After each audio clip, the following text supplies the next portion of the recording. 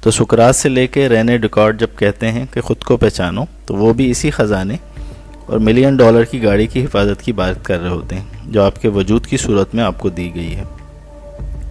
یہی بات مولا علی کرم اللہ وجہ الکریم نے یوں بیان فرمائی ہے، من عرف نفسہ فقد عرف ربہ، جس نے خود کو پہچان لیا اس نے گویا اپنے رب کو پہچان لیا۔ اسی سلسلے میں حضرت شمس تبریز عشق کے 40 اصولوں میں ایک اور اصول یوں بیان فرماتے ہیں، پروردگار کی سلطنت میں انسان کو بہت خاص مقام حاصل اور مرتبہ ہے۔ اللہ نے کہا اور میں نے اس کے اندر اپنی روح میں سے روح پھونکی ہے۔ ہم میں سے ہر ایک کو اس قابلیت کے ساتھ پیدا کیا گیا ہے کہ وہ اس کا خلیفہ بن سکے۔